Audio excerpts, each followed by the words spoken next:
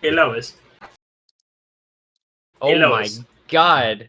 I'm gonna kill Dada because he wants to make us have the worst intro in the history of the world. Hey, welcome back. What's up? It's all right, so context here being that Brazil just beat South Korea in the World Cup, so Dada is understandably excited about the goings on in the soccer, aka football world. Congratulations to your country on getting to a completely unsurprising quarterfinals where they're probably going to beat whoever they play. It's Croatia. Croatia. Yeah. But this is OSU. This is not soccer, so World Cup discussion will have to fall by the wayside, unfortunately. Yeah, it's another World 2D Cup that we'll be circles, not discussing 3D here. circles. Circle World Cup. Yeah, Circle World Cup. Anyway, so the Circle Clicking World Cup is over, which means we have to talk about Grand Finals and then do a little recap because we did our whole predictions thing. So we get to talk about how the teams did versus what we expected them to do. We've got the whole giant group here. We've got Dio, we've got Miles, we've got Dada, we've got iFlame. It's everyone you know and love.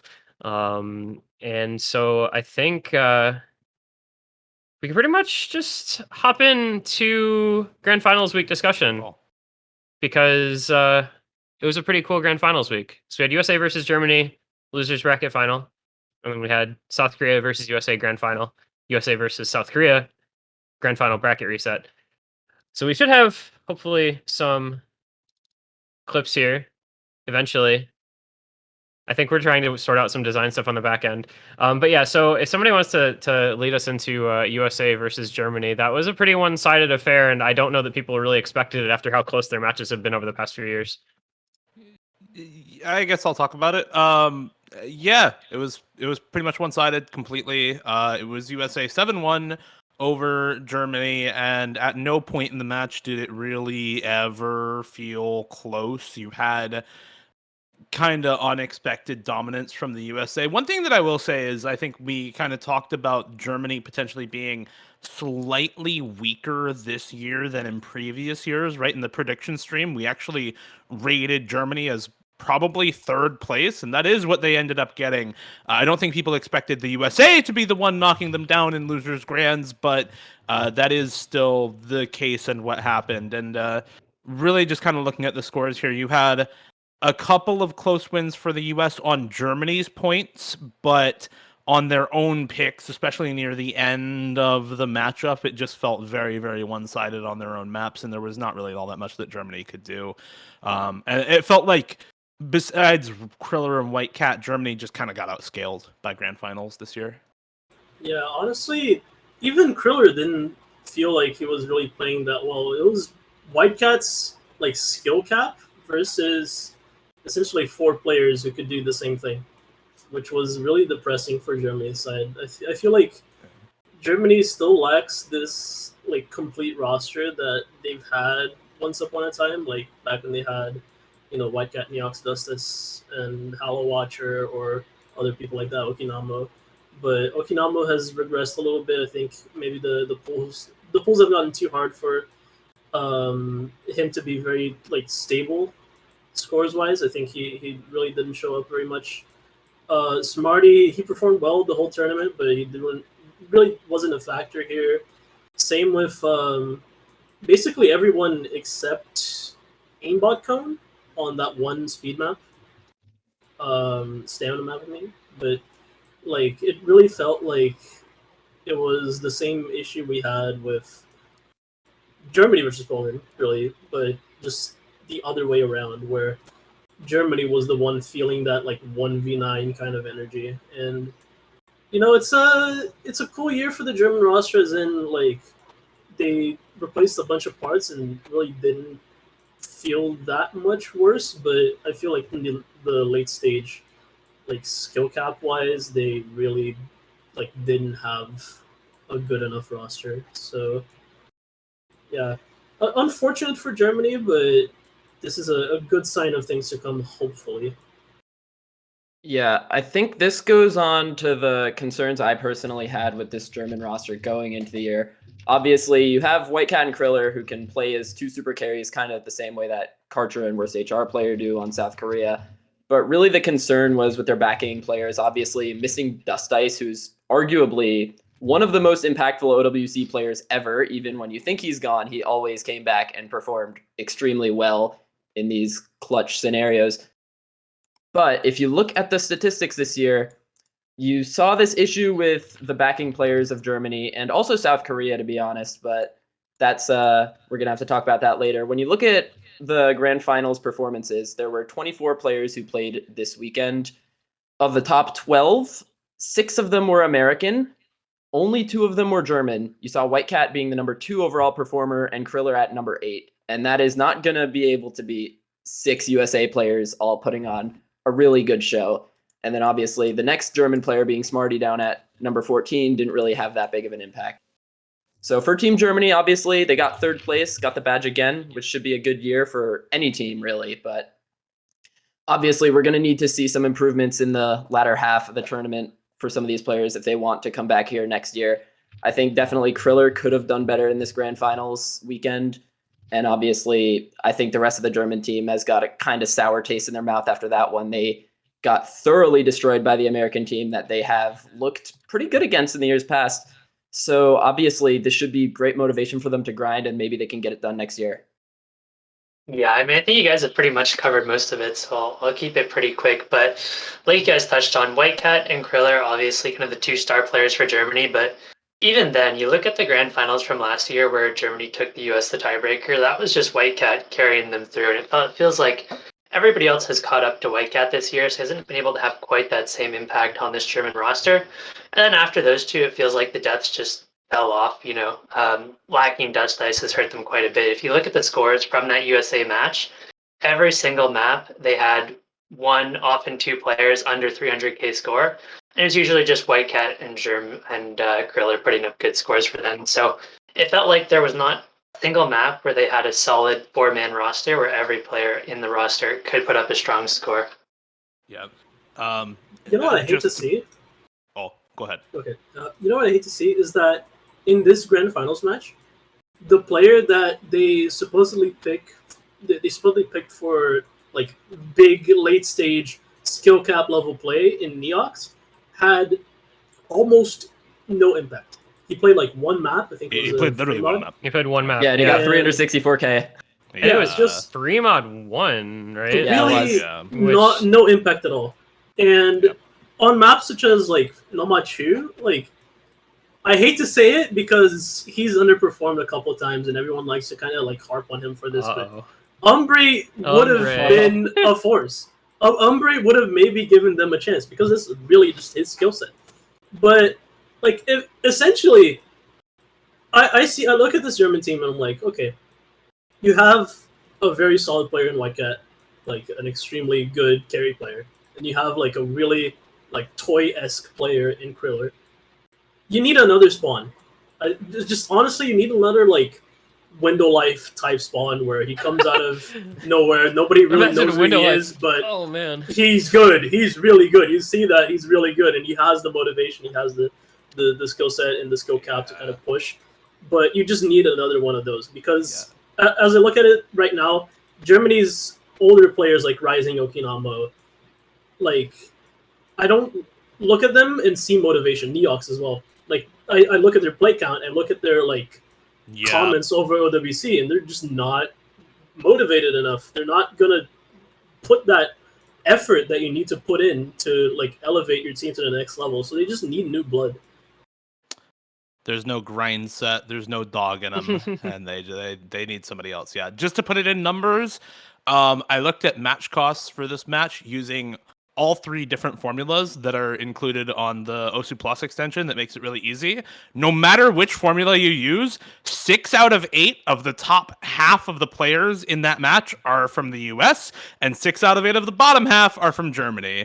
It really is just team difference at this point. The rest of the team is outscaled, and like everybody here has mentioned, they need a new spawn. They need better motivated players. They need people who are going to grind the hell out of this Grand Finals pool and be able to play it at the same level or better than players like Rectigon and Decaton and I'm a Fancy Lad, because that is the only way they're going to challenge the USA in coming years. Yeah, and I think at the start of the tournament, the whole Umbre situation was kind of a big question mark for a lot of people, right? He did get, I mean, I think they released their trial results and he was 2nd overall. So decision not to have him in the lineup confused a lot of people and possibly could have helped out a lot this year. But you guys think he's going to be back in the lineup for next year?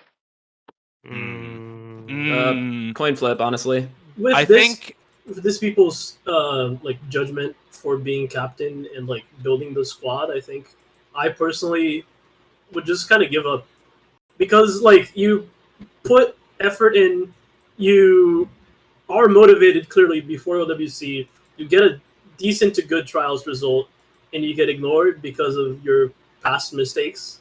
Like at that point, what's going to put you in OWC? Like you're going to have to crush tryouts for other tournament performances. Other tournament performances might put you in OWC, because the fact of the matter was nobody had seen Umbre play any high level tournament since like OWC last year, right? So there just isn't a lot of other evidence to go off of that he will actually perform to the level that's expected in tryouts, right? The whole reason he wasn't put on the team wasn't because of the tryouts result. The whole reason was that in previous years he has underperformed to a very high degree.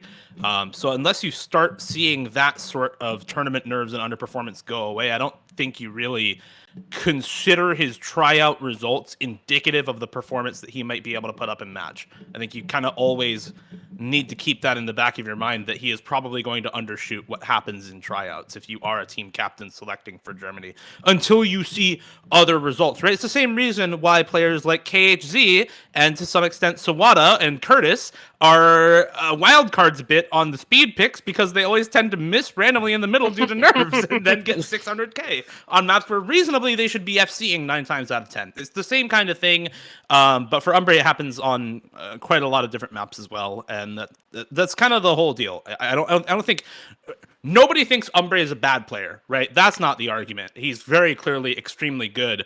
The problem is he just has very little tournament experience compared to a lot of other people. That said, I don't know exactly why Neox was on the roster of all people, who had like no play count at all. I don't really agree with that decision either from the German roster, but that's a different conversation entirely. Or Neox 2020, like solo won them 2 points in the grand final. Like he literally solo won them VT? 2 points. Yeah. And then he shows up this year and they like put him in for one map, and I feel like a bit and we talked last week, right, about roster construction, or I guess a little over a week ago, about roster construction and like the USA planning their roster around playing Germany in the late rounds, and Germany likewise planning their roster around playing against USA in the late rounds. And what has Germany always beaten the USA on? And what was the skill set that they were going away from this year because they couldn't win, right? Like they were winning speed in the past, and then they don't bring KHC, they don't put Neox in for maps, and they get beat 7-1. And meanwhile, you have, USA team that got a lot better at speed, but also you have a completely different style of team construction, which is again something we talked about from South Korea, where they say, I don't give a shit about tournament results. We don't give a damn. We just care about tryout results. And they put in their best tryouts players and they get to grand finals, right? So like, what's happening there that they're able to do that and make it work, and Germany isn't? Like, the mindset clearly is functioning completely differently for one country than another. I think that's a little bit of a weird scenario, though, because South Korea has notoriously been doing this for years. And whenever I hear about that way of forming teams, I just remember like 2019 or 2020. It was one of those years when Karuna almost was not put on the South Korean team, and everyone had to like go up in arms all over Twitter or whatever to make sure he was on the team. And he thankfully ended up being on that team, but it was only thanks to like the player supposedly having a hand injury on the South Korea.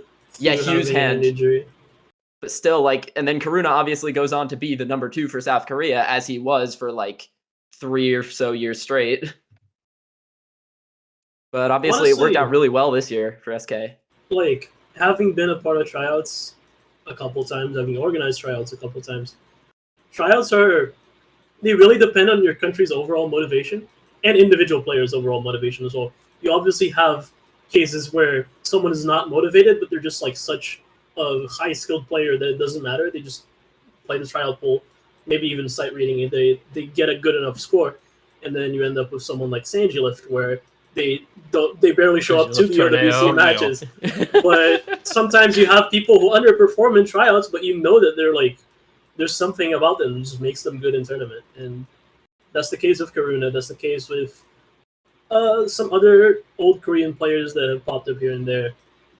But just generally speaking, it really is just that like true philosophies kind of argument where Germany tried to contradict tryouts and ended up a little bit worse than South Korea for it, and Korea just went full trials mode and still couldn't beat the US when it really mattered. So I don't know. USA like, took the middle ground where you had probably 4 people, maybe 5 who were automatically on, and then you had like Decaton and Boshi who got on because of tryouts, and like Decaton especially who got on because of that like 3-for-1 runoff match. That is something that I've like never heard of anybody doing before, but it worked out because Decaton ended up being like their second best player in grand finals. So it's like interesting that you have Germany going one route, South Korea going another, and then USA kind of finding the middle ground. And like strictly speaking, right, in terms of predictions, they all worked out okay because USA was predicted to win, they end up winning. Germany was predicted top 3, they end up getting top 3. South Korea outperformed expectations. So, but it feels like dropping from second to a distant third is like a real like downturn for Germany this year. So we'll have to see. I'm curious to see what happens with that country in the next year, right? Because they need to get people grinding, like playing tournaments that aren't just White Cat and Kriller. They need to get either the people from like the last couple of years back, or they need to find new players who are willing to try to improve. They need and a push skill Xylus. cap. Rundy's coming up. Like Rundy somebody is who's coming just up. gonna like true. They need somebody who will just like grind the hell out of every tournament in existence, because Yeah. that is a method that works. That was Shark. and That was Shark this year. That was what I But heard was Shark. it'd be this year, Rundy yeah. next Yeah, year. and he didn't really perform And that he- well. yeah. It does Yeah. take a while though. It does take a while though. Maybe the grind set will pay off next year for Shark. You never know. You have to kind of keep grinding that one. It's for you sure. gotta trust the It process. does not happen. Yeah, trust the process. It doesn't happen overnight. But yeah, that's definitely something that I've seen a lot of players do, is just grind the ever-loving hell out of tournaments, and eventually, after a year and a half, 2 years, have it pay off. So, yeah, we'll see. We'll see who's got that dog in him. Chad is mentioning Rundy. Well, as what one we of were the saying was up-and-coming Rundy, players. right? Yep. As Miles was saying, yeah. So Yeah, that guy's We'll looking s- scary in community we'll see what tournaments. happens with him. I don't know. That takes like a certain kind of person, a certain kind of mindset to be willing to do that kind of grind and try to push your tournament, like, because it's one thing if OSU tournaments were actually like profitable and you could make a living out of it, but when you're trying to like add that on to your existing life, where like you're a full-time student or you have a full-time job or whatever, and you're also trying to perma-grind tournaments, like that's a tough ask for a lot of people. It takes a certain sort of individual, I think, to really jump into that, especially now when the level that you're trying to reach is so incredibly high. Yeah. Or you can just be like Emrek and True. Drop out of school. he didn't drop out. He was still in school. He just didn't go to school. Yeah. I don't know. We'll see though. I mean, if they get White Cat and Kriller back and improve their level, and they can sort out some depth pieces. The depth pieces are always the important ones, but they're difficult to find. And somehow, South Korea managed to find them, and that's the grand finals match. Was South Korea, United States. And, well, I feel like you kind of wanted South Korea to win, right? Like, their story was so good this year with this roster with several players that you've never heard of, making this incredible Cinderella run, winning all these tiebreakers, taking down the United States for the first time in years and years. But the United States just reminded us, like, it doesn't matter what you do. The United States just shows up in grand finals and they run you over with their skill cap and their depth of roster. Yeah. I don't know. I feel like if this were a year where the USA came from winner's bracket, we would just be writing this off as, yep, just another USA year, nothing weird about it. But it was a more interesting grand finals, I think, because USA came from loser's bracket. And the first set of grand finals was very similar to what we saw in USA versus Germany, right? It was USA just giga stomping, no questions asked, 7-1. Utami, Decaton, Fancy Lad, Rectigon just putting on a clinic, and Karcher really the only player who looked comparable to any of them. in the first set of grand finals. And then the second set and bracket reset came around, and worst HR player decided to become the best player in the game and just pop off on basically every map he was in for. And they had a very close match in the second set of grand finals. It ended up being 7-4. And I think a lot closer than people would have expected given the first set. Still a less close overall grand finals than we have had in several years. Last year it was 7-5 between the USA and Germany. The year before, I believe it was 7-6. Yep. That was tiebreaker on Uparts between USA and Germany. And then before that was 2019. So this is the true to, I think, expectations a bit before the tournament. This is the most one-sided grand finals we have had since 2019. So I think they just needed to put Allegrisimo back in. Bro, that's really just the key. Yep. Yeah, in a way, this grand finals kind of went to like a similar way to losers grands, as you were saying. Like, when you think of the points that the USA lost against this South Korean roster, it was the points that Karcher and worst HR player were going absolutely insane on. You never really saw like an overall team win for SK over US, except for maybe Nomad 2 in second set, which is a whole nother anomaly that we have to talk about. Like, what the hell was that turnaround? Yeah, we'll get to that. Yeah. But like the points South Korea won were off of insane carries from worst HR player and Karcher. And then you have to remember what I said earlier about Team USA. They showed up with the team. Top 12 performers out of the 24 in this weekend, 6 were US. And obviously DeCayton showed exactly why he was on the team, being arguably the second or third best performer for USA on this. And those guys, back on the subject of tryouts, those guys prepare their team for grand finals. When we were watching that match, it kind of felt like USA had a higher average score in the first set of grand finals than they did in like round of 16 or quarters. Like, what were these guys doing? Like, Fancy Lad finally decided to turn up, playing 16 maps in the weekend and having an average score of 535k. He was performing really well, and that's something we kind of didn't see throughout the tournament. It just kind of felt like all of Team USA was just clicking at the exact right time, especially in that first set. But obviously set 2, they were able to get the job done, and it was such a good grand finals. I loved watching that. Get it, guys? Clicking at the right time. Osu, accuracy. Shut up. Get it, guys. No. Anyway. Get out. Yeah. My bad. I think a lot of people wanted SK to win, like you mentioned. It was a great story, but I do think the writing was on the wall a little bit for this one. I was pretty surprised in the match to see so many people predicting SK to win. I mean, going back to the previous 2 rounds, even just in the finals, I know I've mentioned this a couple times already, but USA top scored 9 maps that round. Even in this round, there was 2 maps they didn't top score. So I do feel like the US were the favorites on that one. They just have so much depth to their roster. Not only everybody showing up, but every single player on that team can play the late stage pools. Big shout out to Decaton as well. I know, I think a few weeks back, we were kind of questioning the pickup of Decaton and Boshyman because they really hadn't played much for the US, but Decaton really showed up today. And kind of one thing that really struck me throughout the first set especially is just the lack of worst HR player. I think he played 3 maps total in that first match. And this whole tournament, it has been that duo of Karcher and worst HR player carrying South Korea to these victories. And just without worst HR player in for these maps, they kind of fell apart. And, you know, we saw worst HR player come in for a few more maps in the second set, and he was able to put up some big carry performances, get some big points for SK. And so I feel like it was this really unfortunate situation for them where the maps that South Korea wanted to play just did not line up with what worst HR player could play. And so the maps that worst HR player was able to pop off on were just not necessarily the maps that South Korea was the most comfortable on. And I feel like that was their downfall a little bit in this one.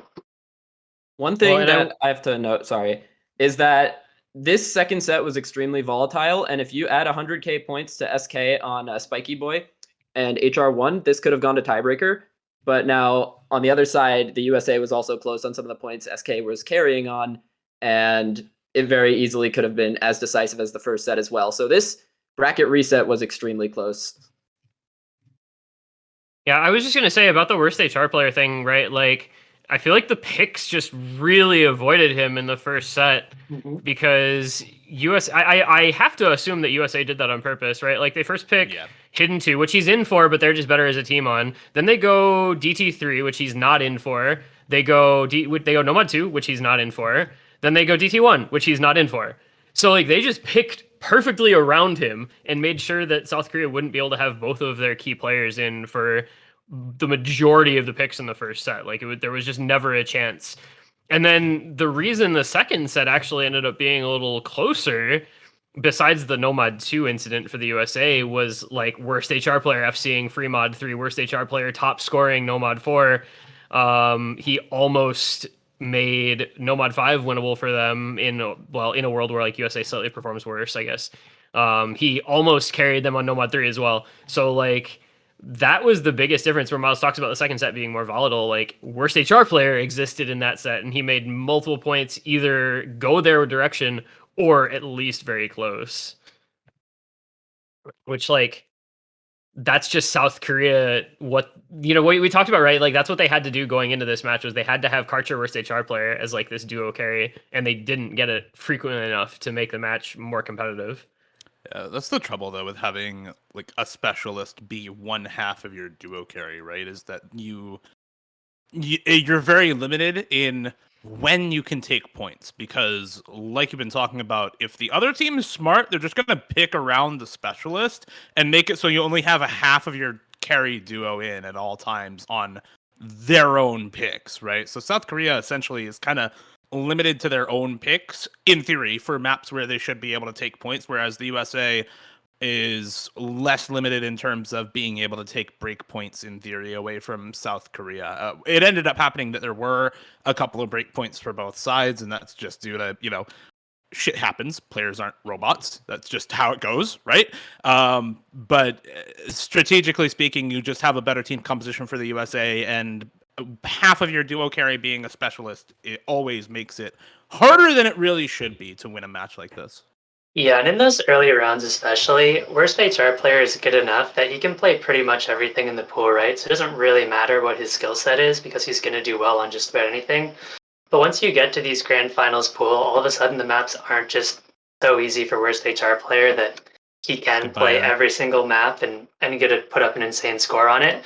And so he has to be more selective on which maps he's in for. And I think the USA did a really good job of exploiting that.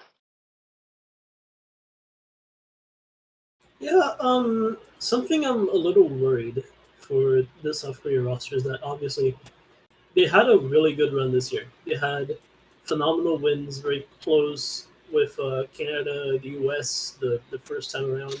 They had a really good showing versus Germany, but it's the thing that happens with Korea every single year, where we know Karcher is going to probably go to military, or at least attempt to join the military again. We know that probably someone else is going to end up being of draftable age and going to join the military. They can never have, like, good players stay playing the game for too long. Otherwise, they join the military and they just lose all that skill they built up over the years and they have to grind back up again. Like, who's going to be the next Karcher? Who's going to be the next Flying Tuna? The return of Cookiezi. He's going to come back, surely. Back. Yeah, I heard something about Tuna coming back, right? No, Tuna's 2023, I'm pretty sure. Same with Dimsy Fanboy. They're all like in the middle of OWC, I'm pretty sure. That's terrible. Yeah. I mean, that's a great point, though. Yeah, Flying Tuna is in military this year. Imagine this roster with Flying Tuna, who is arguably one of the best tournament players in the last OWC. I feel like South Korea probably just wins it if they had Flying Tuna this year. I still don't want to bet against. I still don't want to bet against USA in this grand final because that gives them 3 people per map instead of 2. But no, with Tuna, SK definitely wins. I'm pretty sure. But... Yeah, in bracket reset they can win if they have Tuna. Like imagine probably. On that Nomad 3 you have Tuna instead of the 250k, right? You are now suddenly 6-5 and South Korea pick. So I can't remember whose pick it was. Whatever. They probably would have won. It was already 7-4. It would have been much closer, if not a South Korea win with Tuna on the team this year. So Yeah, the military thing kind of unfortunate, have to say. Also, just since South Korea won the tiebreaker show match, that means they won the tournament. True. Get this man a true. Okay, but imagine USA with Faxe. Oh, real. Imagine Yeah, but USA Faxe with a didn't second leave Sawada. the US team because he had to fucking join the army. Yeah, I but think- Yeah. Imagine You don't know USA. Imagine USA, but their best players actually play for more than like 2 years in a row. You just get this peak composite USA. But I mean, that's all wishful thinking and conjecture, I suppose. yeah. And imagine South Korea with Kakizi, Right? Angelson, Cookies, Tuna, Angel Sim, Tuna, Karcher, worst Karina. HR Well, player, Karcher, Young Karina. pre 2020. Pring. Oh my god. That team would be so scary. Wait. Imagine Korea with Varvalian. That would be a scary roster, man. That'd Excuse be you. crazy. That'd be just ridiculous. Yeah, That would imagine be Korea weird. with Rustbell. That would be straight. Yeah, Korea imagine, with Rustbell would be imagine, really fucked up. Yo, That'd be imagine next South level. imagine South Korea with Badu. Yo, that'd be sick. He just has The to scheduling hell, though. The scheduling hell, Aaron. We can't have that. Not in OWC. Korea with Legendre. I agree. Yeah, so true. USA does- with Korea Sosu with- Shala. Bochi the Rock. Oh, true. Whatever Alright. that dude's name was before. I don't even I remember. forget. I don't even remember. My Angel Alzora, aka Alzora, Adonkus, aka Uh, whatever. It's funny that this like second set could have gone to tiebreaker, but it also could have just been USA winning in like 7-0. After the hidden one incident, I kind of just thought it was going to be like 7-1 again. Yeah. Because that was the most disgusting. disgusting thing I've ever seen in my life. And then USA just decided to and South Korea decided to remember how to play on Nomad 2. And everything Yeah. just like that was the most and then worst HR player was like, "Oh, by the way, I'm FCing Fremont 3." Yeah, that first match was so depressing to watch. I mean, with the second set, it could have gone either way. It could have been tiebreaker, could have been a blow. The maps were close at least, but in that first set, South Korea was getting blown out on every single map by, I mean, 1,000,000 points on half of them. And I'm just like sitting there watching the match, and every single map is over a quarter of the way through. I'm like, man, this is so painful. It's just over. Dude, I was Honestly, commentating that. I was commentating know. that, and it was just like, I don't know what to say anymore. USA is just really good. I think if you're gonna try on one of the like bracket reset like matches, either the first one or the second one, you gotta try on the first one. On the second one, you can like give up, just like sit down, lounge in your chair, do whatever. But the first one, you're like, you think you can win. I feel like if you're trying on the second one after you got just like turbo omega stomped on the first one, it's gonna like hurt. It's gonna Yeah. fuck with your confidence a little bit. Yeah, I mean, you have to commend the mental of the South Korean team. You know, if you lose the first match, right, usually it's okay. You're like, yeah, we got bracket reset. When you get absolutely obliterated in every single map, it's not even close. It's hard to stay confident and play well going into the second reset. But South Korea actually was pretty consistent. I don't think they necessarily even improved in the second match. The US just played worse in the second set there. South Korea decided to put Allegrisimo back in. Real. There were a couple that USA like got worse scores on. I mean, they went from 2.2 million on Nomad 3 to 1.5 million, for instance, and obviously the Nomad 2 incident. But USA won Hard Rock 1 the second time because Karcher didn't FC again. They lost Hard Rock 2 the second time because they didn't get the like really good scores. So I mean, there were a couple of like cases of underperforming. There were a couple cases of South Korea doing better. A couple cases of South Korea doing worse. Yeah, there's. Yeah. Go ahead. I want to ask Oh. Dada something after this. I'm just gonna Question for say Dada there's after this. there were 6 maps that were played in both matches, and the USA performed worse by about 600,000 points on 4 of them. Yikes! And they Jesus. still won the match, and they still ended up winning the match. They That's still kinda won. Crazy. God damn. Yeah. What, Dada? How do you think? Because the pools seemed harder this year, right? How much do you think that impacted the grand finals overall? I think we talked about it with Germany. It seemed like a lot of their team just kind of got outscaled. Do you think it was kind of the same for South Korea? Like, does a harder pool just favor the USA more because they can inherently have more depth of rosters since they've got 20% of the top 5,000 players in the world right now? Like, Yes. I don't know. That's always something I've thought about. I think, yes, absolutely. The harder the pool gets on the later stages, the more favored the US is going to be. Just because it feels like every year the US is like a year ahead in terms of like skill ceiling.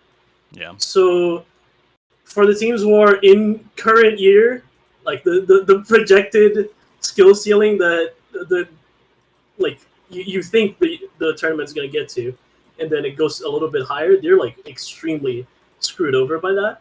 Meanwhile, the US is just like, nah, we prepared for like OWC 2024 actually, and we've been expecting 9-star maps, and I've been cannot expecting outscale 10-star us. Camellia Zeroa this Yeah, entire but time. Oh god. just the We're just fact gonna use the that Corsairs closed 2021 pool. the fact that Grand Finals was, I don't want to say this one-sided because it wasn't really one-sided, but it was like decisive. The The fact that it was this decisive, it just means that the US are still the best at very high skill, very high skill ceiling kind of pools. The US is still the benchmark. Yeah. Yep. I think like they're not unbeatable. They have shown that. First of all, this year they looked extremely shaky on the earlier stage pools. Yeah, they looked shaky on everything except for quarterfinals and then like the last two matches. Quarters, finals, and grands. Finals they also looked really good. But yeah, round of 32, round of 6. Wait, what? They round of 32, round of 32. No, it was round of 32 in quarterfinals because those were Israel and then Hong Kong. Round of 16 was Singapore where they won 5-0. 5-0, yeah. And then semifinals when they actually lost to South Korea. And semifinals they lost, yeah. Yeah. USA just like sold out. They didn't give a shit about early round, and they said we're gonna beat you guys in late round, and it doesn't matter what you try to do. As long as we still exist on finals and grand finals pools, we win, and that's exactly what they did. Actually, you know what people need to do next year is just make their tryout pools OWC 2022, like this year's grand finals, as next year's tryout pools, and just be like, okay, if you get scores as good as the United States, you're on the team. No, I'm gonna say what they actually need to do next year. Some team they need to grind. They need to turbo in qualifiers to get like 31st, 32nd seed, and then just go ham on round 32. Yeah, but USA would take it seriously. Like if USA by some weird chance plays like Germany in round of 32, they're gonna take it seriously. Yeah, but even if they take it seriously, but that is more of a coin flip because it's round of 32. Yeah. That is going to be the funniest match ever to watch, though. If that ever happens somehow, I would love to be watching that. I don't think that would fly by the organizers, though. I'm pretty sure they would call that out. Like, why is Germany seeding 32nd here? Right? You can hate the qualifiers. It's not like they can prove that you're bad, or like you're not bad. Truly, you're just like being bad on purpose. It's not like man. Whitecap Kriller averaging 400k on the qualifiers pool, kind of sus. Hey, dude, they're nervous. Give them a cut. No, man. Whitecat just had the sun shining in his eyes, and Kriller just had like the death of a close parent. Yeah, Mercury was in retrograde. My bad, guys. Yeah, his dog jumped on his computer mid-map. What's the copy pasta? Like the... Yeah, the sun was shining in my eyes. The alignment of the stars was off. There was a speck of dirt on my desk. My tablet's in the wrong position. My keyboard double tapped. My mom walked in my room. Otherwise, we would have known no mod 1. Yeah. There you go. See, this is how we end up with Germany 33 seed just not qualifying to OWC. Maybe Germany 32nd seed. Israel 30. Cabo is streaming this. He might know. He might be like, oh no, guys, we just like didn't play qualifiers well, but he might like be. Like his inner monologue might be like, shit, they know what we try to do. Fucking abort. No one ever speak of this ever again. Oh my god. USA should put me on the team. I'll help make things happen. Your early round is just too OP, bro. Yeah, I'll get nervous. I'll be Mr. 900k until quarters, and then I'll be Mr. like 400k. We do like reverse of current style, where instead of like 1 versus 32 in the first round, you get 1 versus 2 in the first round, and on down to like 31 versus 32 in the first round. They should put me on. The best team plays the worst team on like the hardest pool. Yeah, OWC needs Swiss group stage. USA versus Israel Grand Finals. So Swiss true. Sucks. Swiss sucks, dude. Swiss sucks for scheduling. It sucks so much. It's like having 6 weeks of freaking group stage. Everyone just FF'd, and then the whole thing was fucked up for the entire tournament. Yep. Like someone made it to top Swiss ranking with like 3 FFs. All right. Yeah. How about we move on to the predictions recap? I think we've gone a little over what was expected. Yeah, it's for this fine. segment. It's fun to talk about like the It is only fun. we It is talk very about fun. the fun stages to talk about are like late rounds, right? Like sometimes finals, grand Yeah. finals. There's so much more interesting. There's so much more you can talk about. But yeah, so prediction recap, right? We did the prediction stream back. God, 6-7 weeks ago, whatever that was now. Been a while. Where we predicted the outcomes. We predicted who would qualify, who would get 17th or 25th through 32nd, 17th to 24th, so on and so forth. And so here's a look. We're going to start at the bottom and work our way up, and we're going to see how we did, because we did okay in some places and we did not so okay in some other places. So this is the list of teams that did not end up qualifying. We had a couple of misses in here. We predicted that Belgium would get through qualifiers. We predicted Estonia would get through qualifiers. We predicted that Netherlands would get through qualifiers. None of them did. So a question for the crowd: who do you think is the most disappointing out of those three that we thought would get through and didn't? Netherlands. Okay. Yep. Have to agree. No question about it. I feel like Albo, Netherlands explain has yourself. just been on the slow decline for like 5 years. Like ever since I started being involved in OWC tournaments, they've just been getting older, right? They were always like a relatively older player base for whatever reason, and they haven't had anybody come in to replace the guys who have been quitting or stop it, or like not playing tournaments at least. They have. They really have. They have Luciano. They have like Phalanx. They have Cavo. They have. Phalanx has been around since 2017. Yeah, but he's good. He's still Monivot. good. Monivot, Luciano, really like good. these guys are good. Why did they not qualify? Like Trollage. Because they trolled. Yeah, they just Trollage. Not only did they troll, they also had like 2 players missing for the qualifier lobby. Like Jaculam, the 50-year-old, didn't fucking play, so they didn't qualify. What the fuck?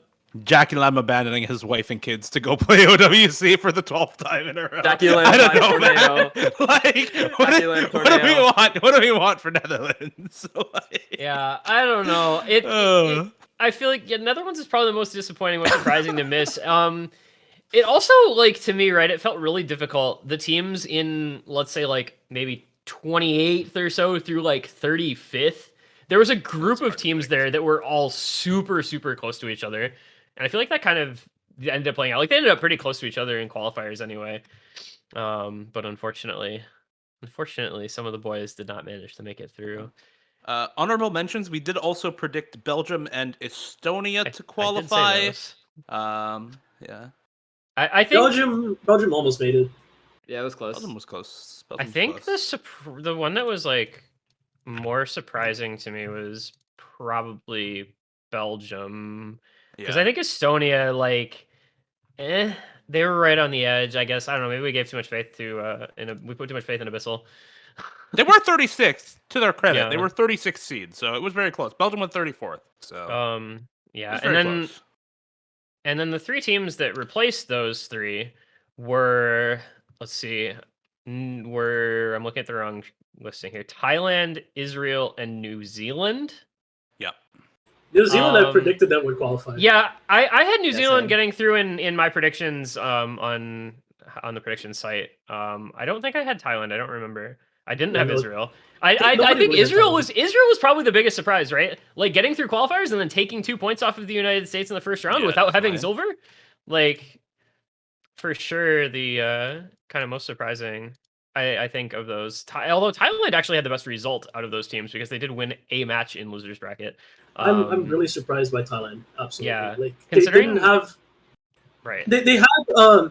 Everyone was like, "Oh, if in before carries, they're gonna like maybe." And he didn't. But he didn't play like that well at all. They had like Chaifukchep. They had like this guy with a Adama, Phantasma, Chaifukchep. There's another guy. There's another guy Minecrafter. No, not Minecrafter. I'm just gonna end up listing their entire roster, but I've already said the people that I think were playing well. They had Phantasma, Kedama, Chaifukchep, Chorus, in before Ithi, Minecrafter, and Salvatore. That guy was like fucking FCing every hidden pick. He was great. Like I was really surprised. I was clapping because they didn't even have he's Deppy really Force. good.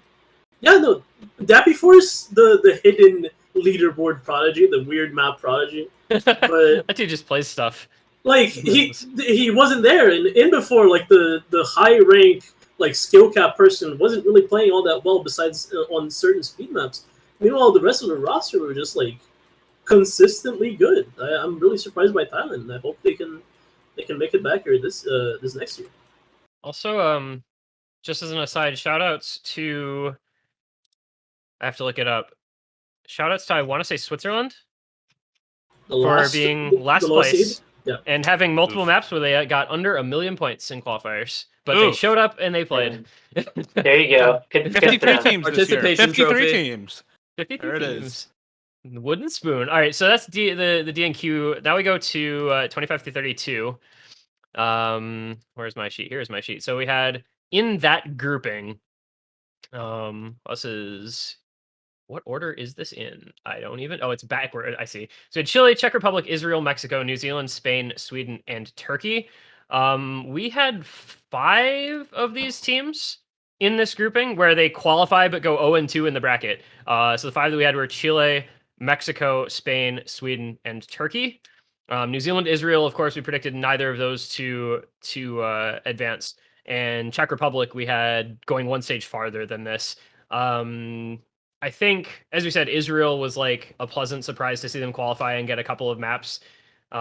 Sweden, I feel like, to me, was like the big loser this year, where their roster just got so much worse than it has been in the past, and they qualified by the skin of their teeth and then went 0-2 in bracket. You're mentioning Sweden, and Chile is right there.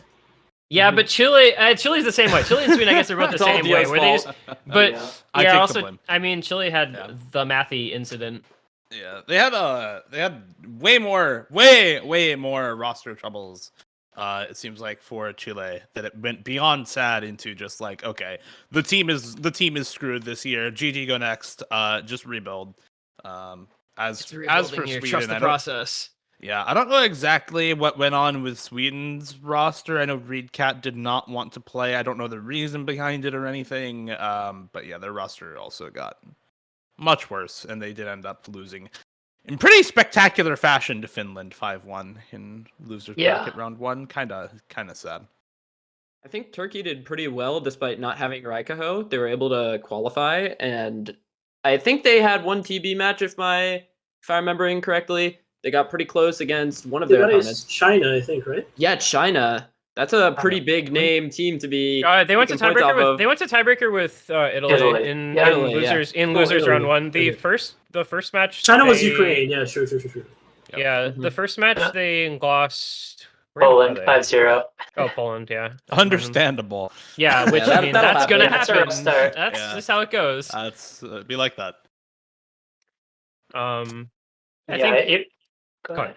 No, you. I was gonna say even Czech Republic, we predicted a little bit higher, ended up having a pretty tough bracket with I think it was Germany into Taiwan. So it's a rough one.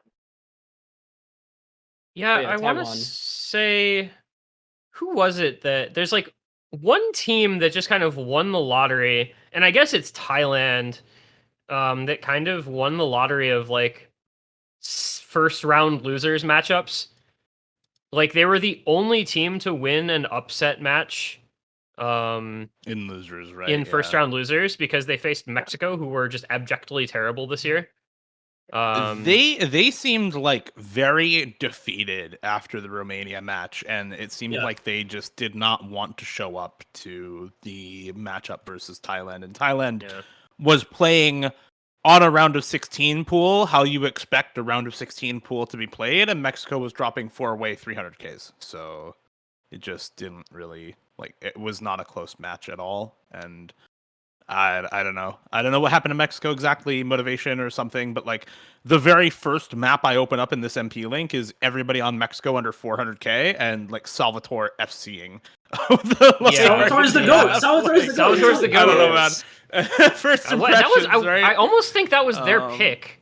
I don't remember for sure though.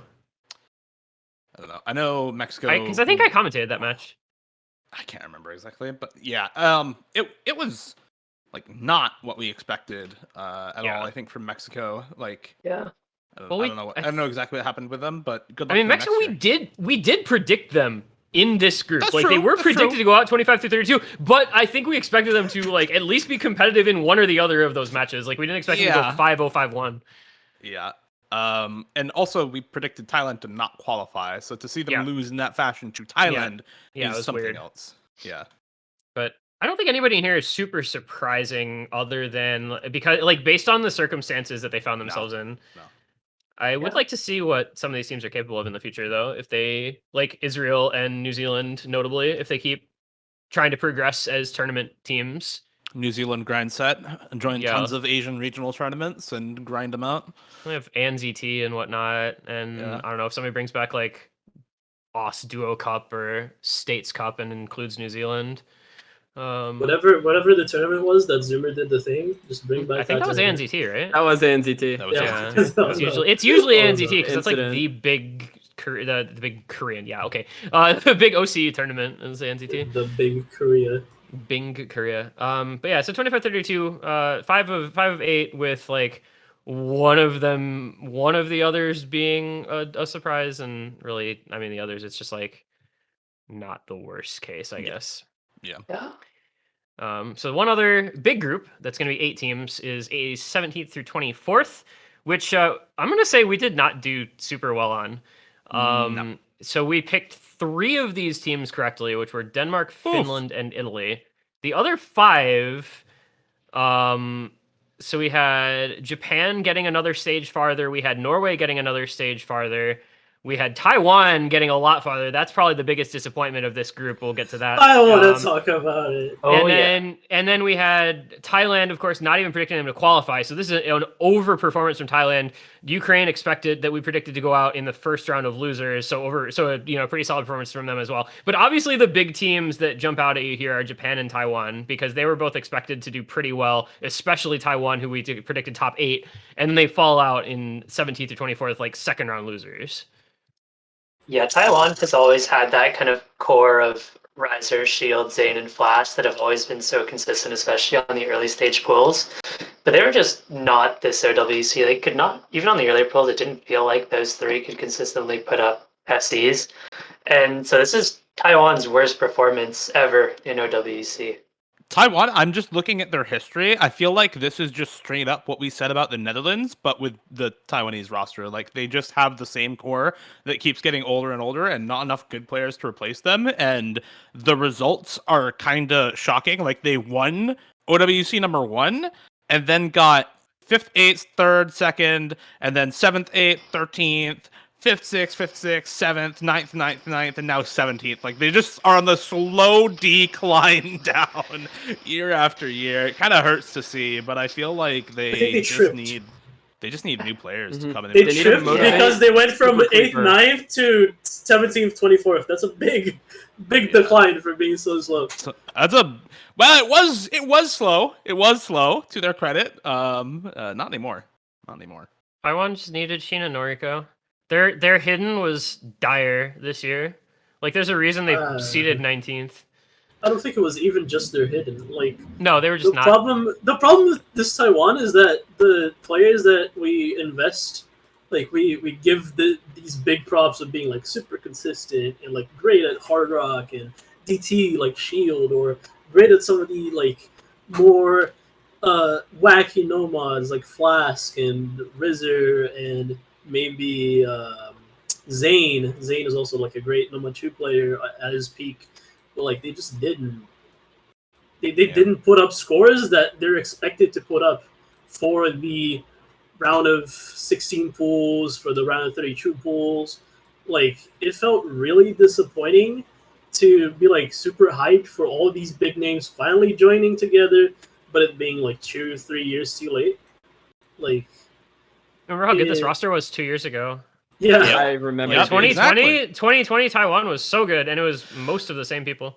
They're the Lakers. They're the Lakers of OWC 2022. Oh my god! Back when Riser was like Oh so good. Riser is like my favorite player, by the way, guys. Like, he's just on every like HEHL leaderboard, and it was And he's just usually so consistent in all these tournaments. I remember when they won 3 WC, like, was that last year, 2021? And then the next year it they was didn't even have a 21. team. Yeah, like, it's the motivation for them. Like, trust Motivation me, problems. if they grind for 6 months, I know Shield has really good motivation, but if you get everyone else to grind for 6 months, I guarantee you this team gets back to where we predict for them. I hope. That's a big hope, yeah. hope. Netherlands, Yeah. I guess. Yeah. I mean, I don't know. you mentioned 2020. They took a third place Team Canada to tiebreaker in quarterfinals. Yeah. So Yeah, no, they've, they took a lot of teams to gone a long way tiebreaker. Yeah, to they were really good that progress. year. They took us to tiebreaker. They They were, took yeah. Canada to tiebreaker. They lost both. Like, imagine if they hadn't. They would have fucking gone top 4, top 3. Like, Yeah. man, you were so close, and I feel so bad. It feels so bad to like see you this slow. That's like the issue, where you blew expect it. you put up this like amazing history. You have all of these The culture. phenomenal players, everyone highly regarded, like great players, respected, and then you do that. I'm And calling then both you games. Yo, that was the best moment this entire OWC for me in commentary. Can call both games. That was the Indonesia versus whoever Indonesia Norway tiebreaker. I do want to point out, and I want to mention something else as well. So in this round, the quarterfinals week, there was not a single upset in the losers bracket rounds that week. Like losers rounds 2 and 3, there was not a single upset. So a lot of these that we're talking about were actually just like the expected matchup, because Japan got Australia and Taiwan got France. Like losers round 2, it's crazy the difference between losers round 1 week and then quarterfinals week, because the difference in skill in the teams is just like vast. So all of a sudden you're brought to the playing fore, teams that right? are a It's like- lot better. Like all of a sudden, instead of like a team in losers in the first losers round playing Israel, all of a sudden they're going from playing Israel to playing Australia. Like it's so crazy the difference in skill level in that 1 week of matchups. Also a bunch of these, like, just to touch on, right, like not surprising at all ones. The Denmarks and Finlands of the world. Italy lost 6-0 to China. Yeah. No, they won against China. They won against China. They won 3-0. they technically were eliminated by default. In 17th 24. Yeah. FIA aside, China matches aside, I was very disappointed for Norway in particular, who That arguably tiebreaker had was so tragic. the best showing of any of the Finnish teams this year, right? Finland unlucky Finnish lost teams? to Finnish teams? Nordic. Nordic. Nordic. That is the word I'm looking Or for. Scandinavian. Whatever. My brain is. I am sorry. Norway is now finished. Norway is now Finnish.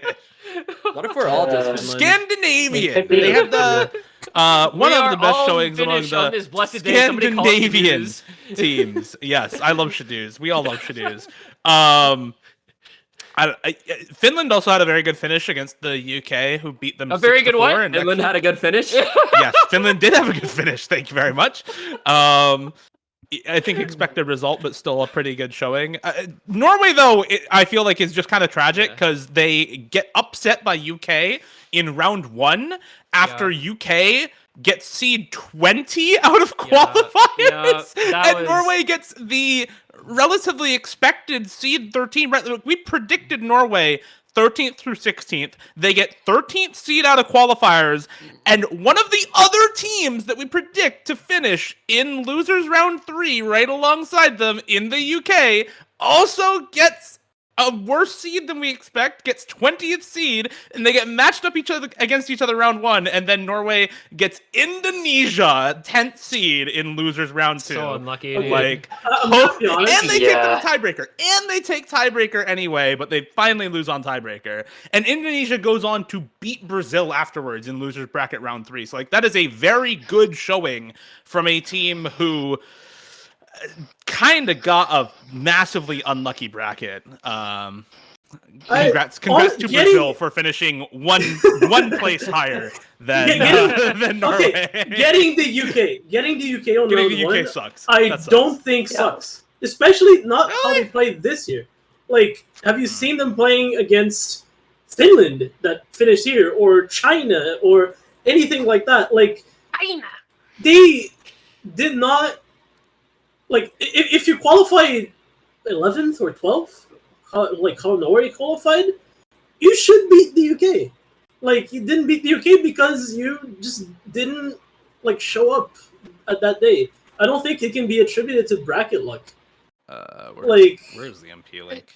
Yeah, I mean, expectations aside, the UK just did not look good this year. 6-4 versus Finland, and then they just got blown out by China. And so it should have definitely been a winnable match for Norway. But even then, I feel like if you put Norway up against Brazil, I feel like you probably predict Norway. So they were potentially one game away from being 9th to 12th instead of 17th to 24th. So I don't think so. I think Indonesia, like, the way they showed up this tournament was just better than Norway. And I think Norway is, like, the same as Brazil, skill set wise. They did have, like, one stage. They went out one stage earlier, but they're, like, fairly equal teams in skill level. Yeah, I will say Norway hard underperformed the matchup versus the UK. Just like, Yeah, that was weird. looking at the scores, they really underperformed that match. So I agree, it's not quite as unlucky as it would have seemed in previous years, but the UK has still a lot of players who have that kind of tournament experience to not be phased by an underperformance in qualifiers, which does make them a harder seed 20 than some others to go up against. Agree though, like Norway looked way better against Indonesia than the UK did against Finland, and it just kind of boiled down to, at the end of it, after that match, a lot of bracket. Yeah. UK performed poorly against Finland because I was out bowling with Malteser. True. Not even lying. We were checking the MP link. He's like, "Oh my god, dude. That oh my match god, we was- fucking lost this point, guys." That was another one that I casted, and that match was just bizarre, man. I really thought Finland could win for a while during that one. Yeah, no, But- Finland did almost beat the UK with 5 players. As in Yeah. the UK had 5 players. yeah. Yep. But yeah, I think UK's just better. So that takes us to 13th through 16th, which is where things kind of start to get 54. interesting. This is another one where he didn't do super great. This was a 50%. We got 2 of these 4, which were Brazil and the United Kingdom. We had in this grouping, Philippines and Singapore both got around farther than we thought they would. So that's kind of an interesting one. Like, we had them both going out in the previous. Nice job, guys. We had them going out in the previous round, and they got one round farther. I feel like none of this is surprising, though, because they're still all within, like, one stage of where we expected. And I think that's what you'd basically expect out of all of these rosters. A lot of these players were new to OWC. I feel like 13th through 16th this year had, like, the highest proportion of new OWC players. If you look at these 4 rosters, like, there's a lot of newcomers. And so to get top 16 is, I think, a pretty fine result. Like, nothing in here is surprising. And I don't think any of these results are particularly surprising. Shout outs to the UK, who were beaten by China. Aside from that, you have Australia beating the Philippines 6-4, France beating Singapore 6-1, and Indonesia beating Brazil 6-4. So Actually, good result for Philippines, getting 4 points Yeah, against Australia. yeah, Absolutely. arguably good They results looked for really Philippines good. and Brazil And also- getting 4 points. But aside from that, I think pretty unexpected outcomes for all of the matches, but just good showings from the teams to get this far. Like, there's I'm not much gonna else say- to say because they had good matches prior in losers round 2. I'm going to say the thing that has been on my mind ever since Philippines-Australia. Mhm. The Philippines deserve to get, like, a better placement. Yeah. We didn't really put that much thought Yeah. into putting the Philippines 17th, 24th. We thought Henry was going to be good, but we didn't think he could elevate the roster that much, and they just, like, it wasn't just Henry. Henry was really good, obviously, but, like, He was the their whole best roster player, showed but up. yeah. Like, honestly, with a better bracket, I see this Philippines team getting, like, 7th to 8th even. Like, Well, and this yeah. is it without. was very good. And this Zone is Luis without really surprised me too. like Shock. some good This is without players. They Shock. didn't have Hyok this year. Yep. If Philippines runs back this roster and gets Hyok to replace, like, one of their weaker players next year, they could, like, they could go up at least 1, right? Like, they could be top 12, if Yeah. not top 8. Yeah. So Henry, I know, like we talked, you just were saying like how the entire roster played well, but like for somebody who I kind of thought of as like whatever speed player, he's like played super well in the tournaments he's been in. Yeah, this year. Henry kind of distinguished himself as like a very, very good hidden reading player throughout the year, and the Philippines just has a really strong base in, of all things, tech. Like a lot of their players are just really good tech players, and you don't really expect that from a roster like this. But a lot of them are just really, really good at tech. So I feel like kind of catches a lot of teams off guard. But they have some really interesting specialties as a team, and I think that can help take you far in a tournament where some teams just aren't particularly good at that type of stuff. Yeah, I mean, this is their best finish since 2012. So I think if we see Henry continue to play super well, especially going to the next WC, we definitely could see them move up a couple places. But I feel like if they're going to break into that kind of top 8, we probably are going to need to see a second carry on that team aside from Henry. Yeah. That's where Yacht comes back, hopefully. Hopefully. And then I don't know, UK like actually kind of did better than I expected them to, despite the matching where we predicted them. Like I mean, I kind of thought they were gonna lose like the previous match. Yeah, getting the upset against Norway in round of 32 really does wonders for your bracket, because yes, you lose the match afterwards against Canada in absolutely spectacular fashion, but but you get Finland in round 2, who is one of the weaker teams that was left up at that point. Denmark and Finland and Thailand were the 3 lowest seeded teams in the losers round 2, so you get one of the 3 lowest seeded teams as your opponent there, and that is very, very nice bracket seeding. Yep, and even that one was a close match. So although they have 5 players, so you know. They actually had the roster and they didn't get into it. Let's tell the story about how they had. Let's tell the story about how they had 5 players. I know the whole story. I'm not gonna say it. Someone said the match was at one time when it was actually at another, and something with like some reschedules, and it was like, oh, I'm gonna be gone at this time. I'm gonna be gone at this time. Why didn't you tell me? But they won the match, so it's whatever. Right. Yeah. No thinking about it. And these are, I think, like a group of teams that'll be on the up and up in coming years. So next up is 9th through 12th, which is kind of a weird one because like this is technically where China went out because this is like where they were disqualified. So that's kind of a weird one. We did predict them 9th through 12th, so that's like sort of right, I guess. But like this is the match that China was disqualified after winning against Romania originally, and then winning against Russia. They got disqualified that week, so I just kind of slotted them in here. France, we had top 8. They're one below. Indonesia, another one in kind of a Philippines situation where I feel like we kind of underestimated them. So really well done to them. And then Australia, this is where we predict them because this is just where they always finish. Like this is just Australia, unfortunately, until they get another player or two who can lift them into the next tier. This is just where they're going to be hard stuck permanently. Yeah. I guess we start with China, because I think this seeding kind of makes sense against a Romania who, after this happened, just like put the gas on against Russia and showed the hell up, right? Cool. Like they really put it on after that, and I think showed that this is like probably what would have happened if we had not had a cheater on the Chinese team, right? Crystal and Milk Tea and David and Kurumi are very, very good, and they have some good supporting players, but Romania's roster was just very, very strong. So I think this is an understandable placement for China, generally speaking, if you're just looking at the bracket. And then aside from that, to mention Australia, I don't know, man. Emrek is sight reading everything in the tournament, and the rest of the roster just doesn't have anybody who's good enough to say, hey, dude, actually, like, try with us and, put some effort in and practice the map pools and show up for the matches. And show up awake to the matches, right? Don't be sleeping until a minute before the match starts, and we can, get top 6 or top 3 or something. If that does happen and Emrek is still as good as he is compared to everybody else, I think that Australia team just instantly becomes in the conversation with South Korea, Germany, US, who have been top 3 for the last 2 years as like a really, really good team and potentially top 3 material.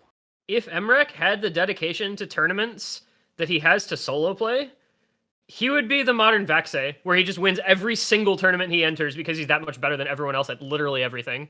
But he doesn't care about tournaments at all. Yep. He would be Malashevsky, but Australian. Yes. He'd be better. The same He'd be age. better. But yeah. He might be better. Yeah.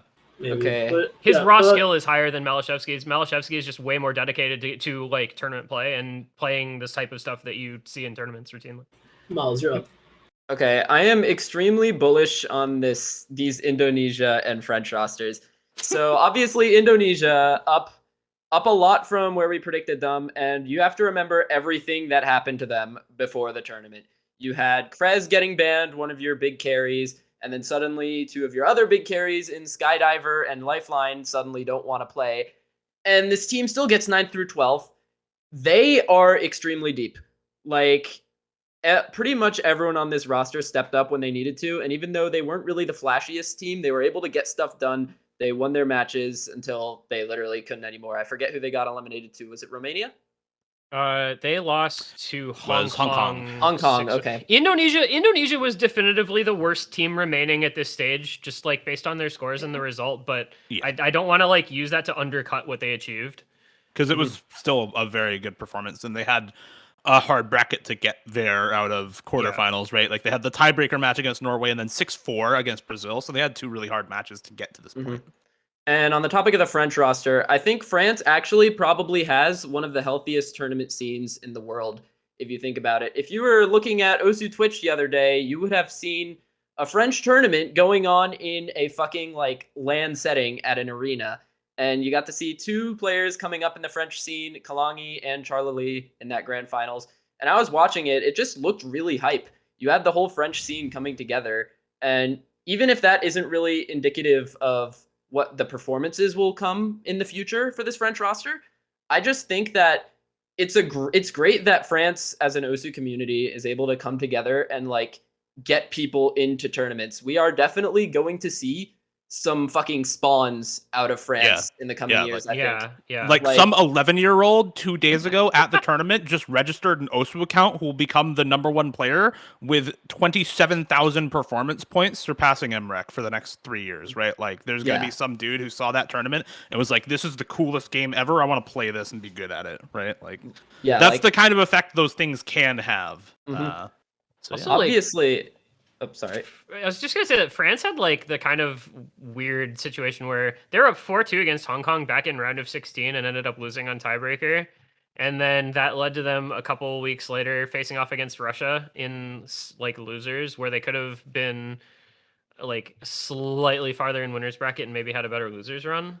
So that a lot of things hinged on that Hong Kong match. One thing about that Hong Kong match, which I think is the big like cap on France right now, is that they need to like give Vroom a 1-bedroom apartment to actually play the game. Yeah, true. Imagine, dude. Also, I feel like in the Russia match, once they ran out of Ikoro maps, they just instantly lost. Pretty much, yeah. So they just need like you guys said, a spawn, just like one more player. I mean, it feels like any of these teams with that kind of one additional spawn.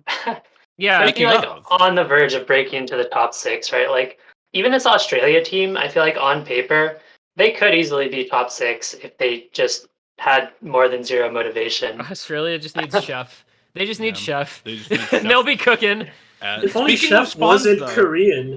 Wait, speaking of spawns. True. Speaking of spawns, imagine if Indonesia had Lifeline with tournament motivation. He's the number 2 player right now. He's the only other player in the world above 20 KPP, and the only other person who's close is Eterna.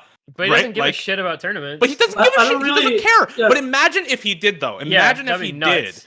And like, imagine if in Kanyo Cup 2 years ago he was drafted in like tier 2 instead of tier 4. Imagine the motivation he would have right now. You think that ruined him permanently? Yes, and that is the moment. That is the turning point. That is where the timelines diverge. Just Kanyo Cup 2 years ago. He didn't even win tier 4. He went tier 4, and he didn't even win. Oh my god. Lifeline, the World If Lifeline tournament. No, I was really impressed by Indonesia getting top 12 though. That was impressive for sure. They just have a solid core. Oh my god. Yeah, the World If they had Lifeline wanted to play tournaments, so they didn't get Krez get banned, and they still had Skydiver. Yeah, the World If. There's so the many World If. ifs. Like this team could have been even better. Maybe, unless they were super motivated because they didn't have those players. And everyone was down. Oh yeah, perhaps. You never So know. like, let's prove everyone wrong and work super hard. Hard to say. We have nothing to lose. Time to fuck them up. See, even with Lifeline and Krez, I just feel like this team has such a hard time breaking into like that top 4. They can maybe get top 5/6 pretty easily with the addition of those two.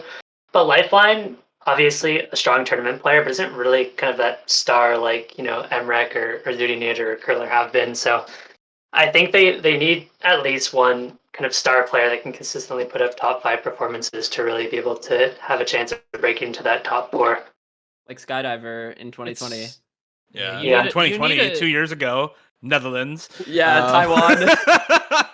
You just need a spawn. I guess you need like a star player if you want to finish. You need top Lifeline 8. to have some motivation. That's all it is for Indonesia. At least. Also, shout out Rexy's just never ever getting worse. How long is that guy Rexy's has been around? like as good as he is now for like 5 years.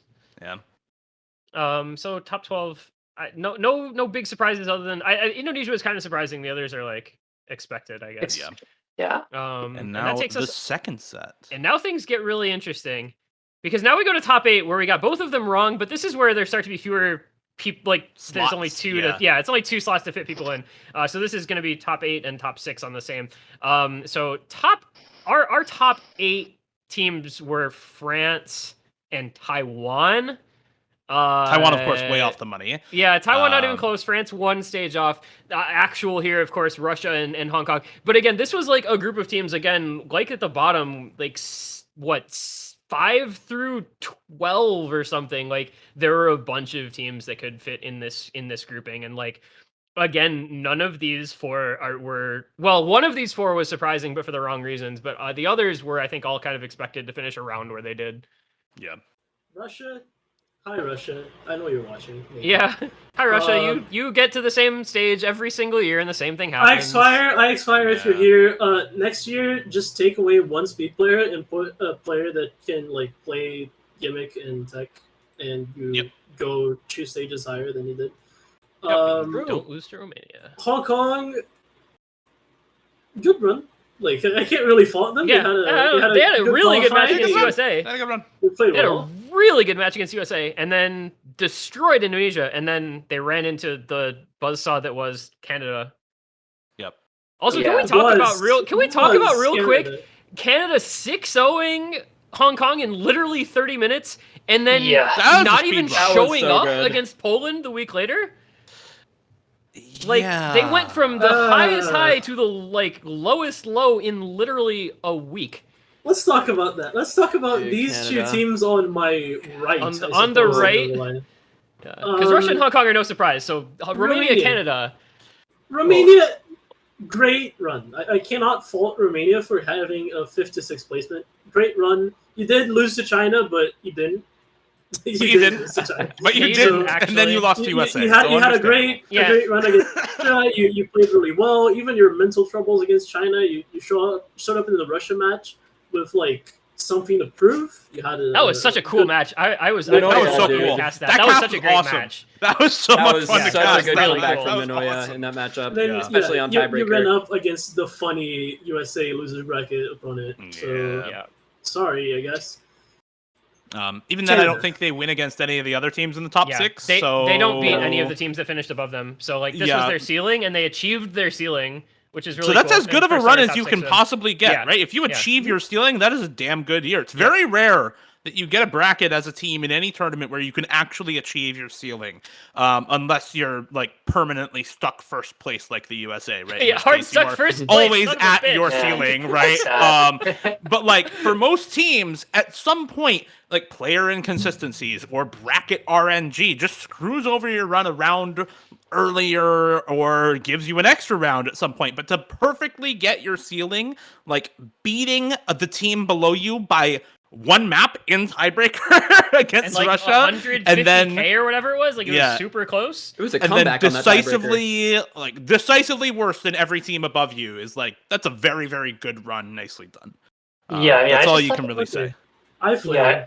Let's talk about your country. I play. Let's do it. But before that, I just want to say I thought it was really impressive how Luke Rees and Satona both stepped up for Romania. But let's talk about Canada. This is a team that you guys predicted second. I personally thought they would get third, and it's so sad. But it's just the same story every year. This team, they look pretty strong in the early rounds. They have good showings against some strong teams, and they just, as soon as they get to either finals or grand finals pools, they just seem to fall apart. They had a massive underperformance against Poland. Everybody just played really awfully compared to previous rounds. You know, they had Zudi in most previous rounds, who was at least close to matching Malashevsky, and Malashevsky was just far and away the best player in that match. And then also, it was just, I think it's fair to say that was the best match Poland played all tournament. Like, there are other players. Rafis actually had an insane FC. I think it was on the HR2. Like, they had a lot of players that looked pretty mediocre the entire tournament step up against Canada specifically. And Canada just sadly does not have the depth to really play these late stage pools. I think even like, Xylice and Ryuk are just not consistent enough to put up really strong performances on these late stage pools. Yeah, so we need to really remember why we predicted Canada second, and that is because of their run from last year, plus the addition of Ryuk on this roster. We really expected Ryuk to make that big difference. And last year, we need to remember their absolutely unreal performances in finals by players like Xylice and Nick and Rupertian. We kind of expected that whole core on that team, plus Ryuk. We expected first the core to retain their performance, and Ryuk to add to it. And that's why a lot of people thought they could get second this year. But unfortunately for them, we saw some regressions apart from Zudinator in that core. Obviously, Xylice had a really high bar to match. He played insanely well in his finals match last year, seeing a bunch of aim and speed picks, which is a really good skill set to have under your belt. And obviously, Nick just being about automatic on those stream maps. We didn't see that from him this year. Obviously, they were expected to be like insane, and they kind of went down to like pretty good, but that doesn't really cut when you're in a final stage of OWC. They went up against Poland and got the shit kicked out of them. I think for next year, for this Canada team, I want to see Vinopoly. That guy's sick. I think the depth on Canada did just about as expected, other than some sort of sorry DT1 incident in like quarterfinals. That was bizarre. That was weird. But I think those players all just about did their part, but I want to see Vinopoly. That guy's a fucking god. Put him on the team, goddammit. Yeah. I want to see Spicy. I see Spicy mentions, and Spicy is the new Spawn. Like, Spicy is the Ryuk replacement for Canada. He is the new Spawn. He has climbed from... Let me pull up his profile real quick, because I actually need... That dude's profile. I need people to understand how insane this dude's Spawn is. Like, it's actually absurd how good this guy is for just having recently joined. Okay, he joined in April 2021. He joined a year and a half ago. He is currently ranked 255 after a year and a half of playing the game, 44K. And he live streams also with Handcam. Cookies, I guess.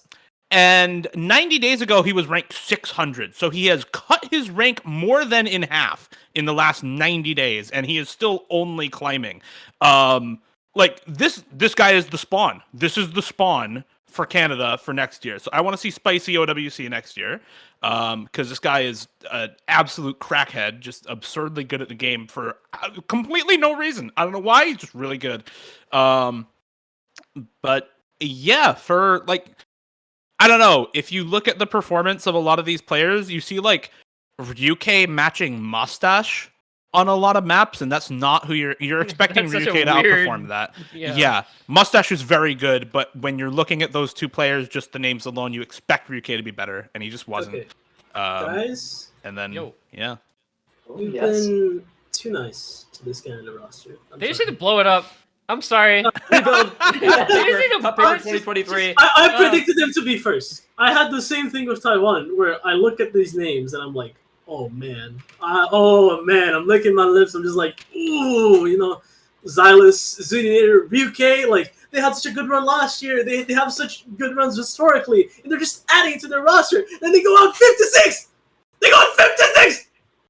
Yeah, this roster should Yeah, their run not, sucked. This roster should not be finishing top 6. This roster should be top 3. Damn good.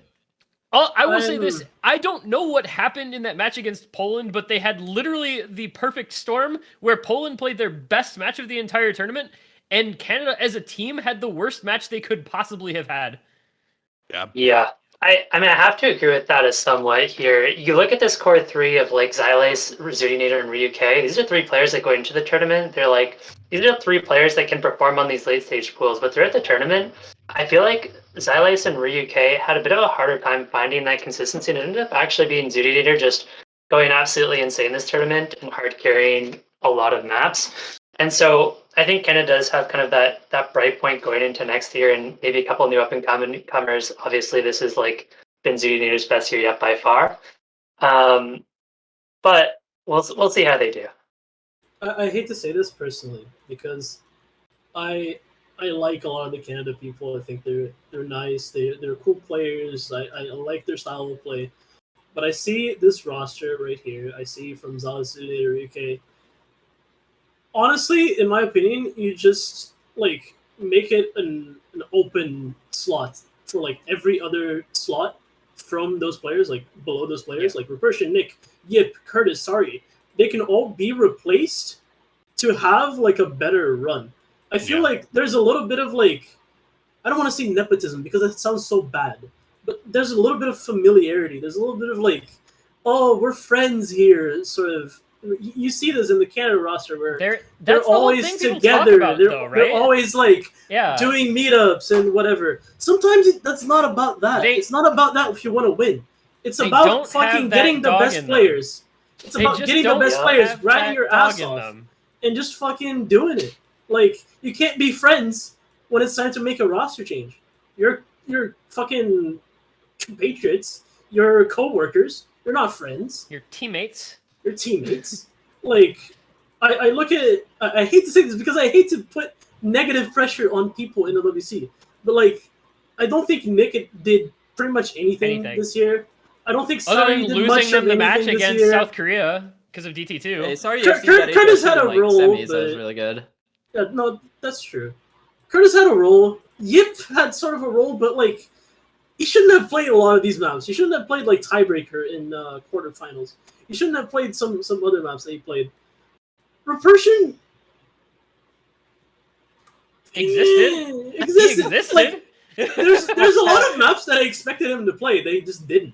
Like, I don't know what's his comfort level in some of those like specific picks, but it just felt like the team needed him and he wasn't there. I will also say there were like some, and we discussed this when we went over the finals weekend, right? Is that there were some really weird like roster decisions for certain maps, like Ryukei not playing DT3 in one of their matches, which ended up, I think, losing them the map against, I don't remember what team it was. I think it may have actually been their winners bracket match against South Korea. It was against SK, yeah. Yeah, because they played South Korea in quarterfinals, in semis. What was the DT3 in that pool? DT3 in quarterfinals? Yeah. Was Goodbye Crisis? That was the pool that had the like Neto poster prank girl DT2 that the DT2 put Nick in for some reason. And he got like 300k or whatever. Yeah. Okay. But they also I think the Ryukei thing you're thinking of is semis when they won it anyway, but then they put him in and he did like even better. Yeah, that might be. Yeah. Was the DNB afraid of DNB DT maps? Yeah, like for some reason, that's what he does in solo. Yeah, it was literally Lost Without You DT, which is like the most Ryukei map in the entire pool. Wasn't in on their first match for that map. Like, that was the weirdest thing I've ever seen. Yeah, very odd. I mean, their first match was like that. I mean, they won it 6-0, but still. Yeah, I don't know. There were That was what Zudi FC'd actually, right? Yeah. See the Yeah, TK3, like what's going on here? I basically agree with Dada though. Like there's some weird like random shake. You need to shake up this roster because clearly something isn't working, and some of your top performers are doing consistently very well, and some of them are flopping when it counts, and that's not something you can have if you want to be top 3 consistently. They seem to be Monopoly, effective. Cut Paper, Spicy. Spicy? I think Yeah. those 3, and you head on Yeah. to next year. Good luck. Yeah. I agree. I mean, I think the biggest Azer. disappointment. True. Bring back Azer. Listen, Azer, I think actually Bring would have back been Jackie Lam. so. They He would have needed brought him. a lot to this roster. He unironically would have He brought a did. lot to this roster this year. No, Like, Azer nerfed Canada because he was polling, and Canada didn't like some of the polls, especially the one they got eliminated on. That's hilarious. So, yeah, See, unironically though, even as just a coach, right? Azer would have been so useful. Like back when Azer was the captain of Team Yeah. Canada, is when they were known as like that really strategic team that had like well thought out picks, really like good plans, and I think Canada could have used a lot of that this year. They needed Yeah. Ignite. Clearly. True. yes. The Ignite True. method, let's go. Ignite was the was- coach this year, for all I know. Was he actually the So- coach? I didn't Yeah, see no, much he of him. was I remember doing- he was like, He's He was Thank you, doing guy. speeches before, and like Ignite is Yeah. he's doing like the weather. And He's stuff he's like on that. he's on the hype man duties, but he's not a strategic coach, so it's like Yeah. gotta have Azer for the strategy. Gotta have the strats. Yeah, so Canada, fix your shit because you should be doing better than 5th, 6th. Sorry. Yep. I'll keep hoping. Hopium is real. All right. Last but not least, top 4. Boy, oh boy, top 4. So we predicted Poland 4th, they got 4th. We predicted Germany's 3rd, they got 3rd. We predicted USA 1st, they got 1st. So the only actual surprise here is That dog in him. South Korea, which we've already talked about at length, and also Yes. the other surprise for me, surprises. First, Poland's match against Canada because I thought they were going to lose that, and then they won it in really cool fashion. Second, Germany looking absolutely weak in the late rounds. Just were not there. Grand finals did not show up. Did not have the performances they needed.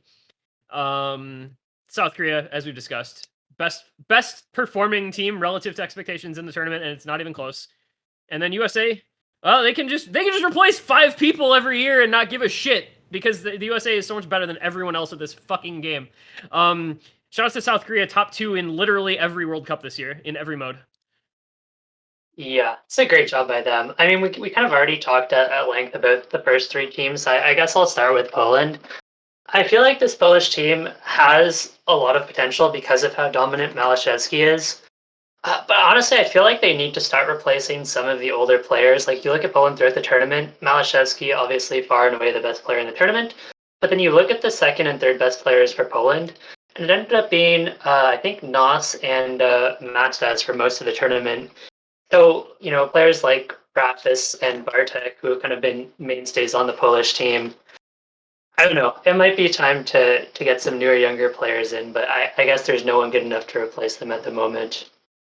I think to I be think fair replaced to one way or another. sorry. Sorry. Okay, my bad. I'll just go. To be Deal. fair to Deal. Bartak and Rafis, they had their specialist moments. They're certainly not the all-rounders that players like Mustache and Nahus were for Poland, but they had their all-rounder or their specialist moments. But I agree, it really did feel like a matter of roster depth. They just didn't have like really, really good players at the highest level when it came time to put up or shut up against Canada. It looked like a really, really good overperformance, especially from like Misty, Mustache, Nahus, who were really popping off in that match. okay. So I'd like to blame Chef for Poland getting 4th. Obviously, disabling flag changes and disabling Malteser from getting Polish flag change. And Obviously going to be griefing this Polish roster here. But other than that, I think Poland had a pretty good run. Obviously, we saw them bringing in some new blood. Wypan performing pretty well throughout the tournament from what I saw from him. And obviously, we did see the old player effect for some of those players on Poland, Bartek and Rafis looking little bit shaky at times for both of them, but overall carrying their weight. I do think that this kind of was their ceiling. I'm not sure if they were going to do much better than 4th place. Obviously, they played really well against that top 2 predicted team, Canada, and that was pretty much a match of the tournament for them. They kind of got decisively beaten by Germany, but overall good run from them. And then obviously to talk about the other 2 teams, or the other 3 teams on this list, we've obviously spoken extensively about these teams already in this cast. We've been talking a lot about them throughout the matches. So I think I'm going to talk about particular players on these teams who I think we should look out for in years to come. Obviously on Germany, Kriller Whitecat show for them all this year. But obviously we worried a lot about their older players aging out. Going to be worried about guys like Rising and Okinamo, Neox. But obviously you have to look to hope in players like Shark and Forsen, Avacone. And also look to players like Rundy to give them some hope in the next few years. That guy looks really good. And then South Korea, the depth on that roster stunned us all. And obviously going to be looking at worst HR player to carry it on. But obviously they're going to lose Karcher next year. So the Karchening will not come, and don't know what to think of that. So going to be weird to see what they put out next year, but I'm excited. And then USA, 5 new players. Shout out Sawada, shout out Decaton, shout out Bashi Man, my boys. Honestly, everyone on this USA team is my boy. I think I've got most of their mutuals. But obviously they showed up when it mattered most. So that's really all that you need to say. I never doubted the US. I never voted against the US once. They are just the best country in the world. They won the OWC, motherfuckers. Woo! I believe that. Oh man. Good job, boys. Put me on the team next year. Good luck with that one. I'm fucked. Everybody in this panel above me, we've talked about extensively. Poland, congrats. You're going to lose at least 2 players next year that I know of. Have a backup plan. Have, more depth on the way. Have them grinding tournaments because you have the player base for it. Poland, compared to their population and overall, standing in the world, Poland is, a very, very prominent OWC country and has always been. So they just need, to find a couple diamonds in the rough here and there. But yeah, everyone predicted Poland to be a good team. They didn't predict it to win it all because they felt Malashevsky was kind of alone, and at the end of the day, he kind of was. But the showings from Nahus, the showings from Waipan, Mustache, it does give out a pretty decisively hopeful path forward where you have something to build off of. Germany, get better. Get better. I don't know. Get some more guys. Get some more guys. Just sign them in free agency and just build your team. Replace some of the older people on vet minimums that you're using as fillers for your roster a little bit. I don't want to say it because I like them. I've always liked their play, but Okinamo doesn't seem very motivated. Maybe it's time for him to do a Dustus and either decide to get motivated specifically for OWC or just not play. Neox, I don't know why he was in the roster, and I still don't really know why he's here. The thing he was here for, he didn't do, so I guess it's goodbye for you. Rising was okay, but is okay really going to cut it? Was Rising? I didn't even realize he was on the roster.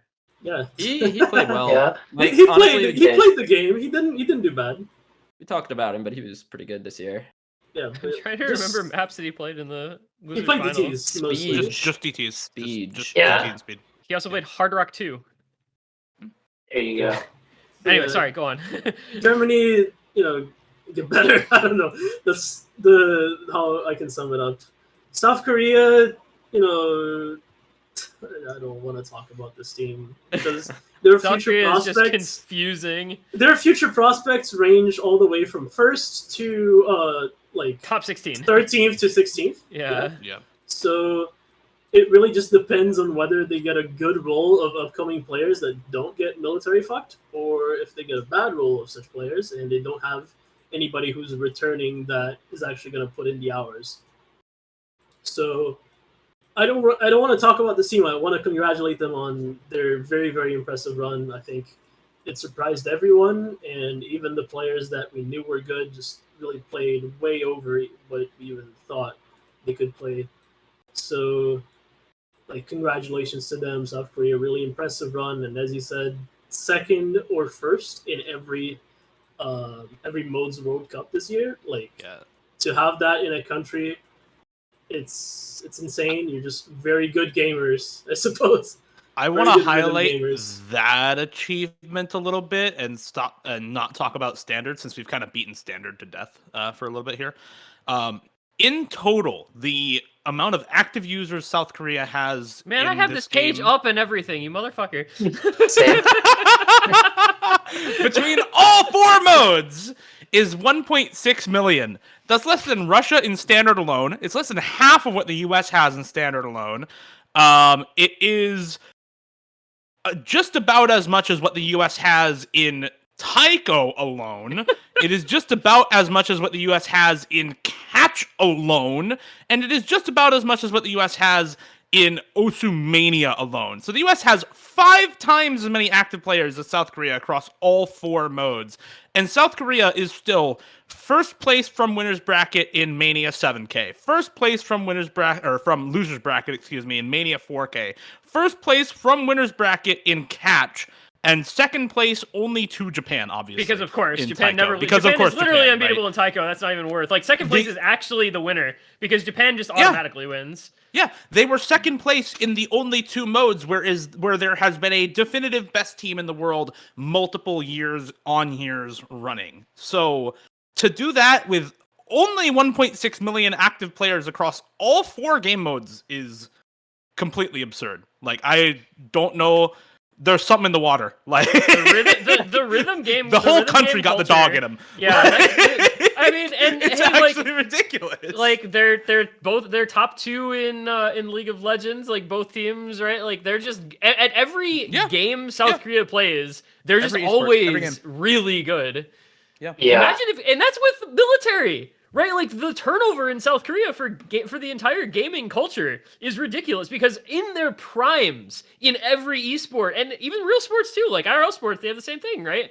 Like they lose their players in their prime to military, and they're still this good at everything they do year after year.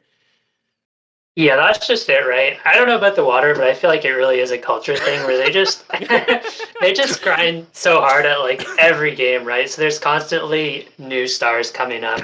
So, every time one star leaves, there's another right there to replace it. But it's one thing you guys... it's a national grind set. Yeah. Pretty much, yeah. I guess I also just wanted to touch quickly on this USA team. We talked about player base, and the US just has almost double the player base of the next closest country, being Russia. It's like 20% overall.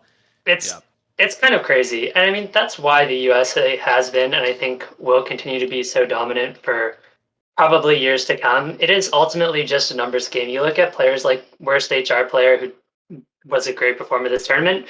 For every worst HR player in South Korea, there's 3 of them in the US. And so unless we see a huge popularity boom for OSU in some other country like, Canada, SK, or Germany, it's going to be hard to topple the US anytime within the next few years.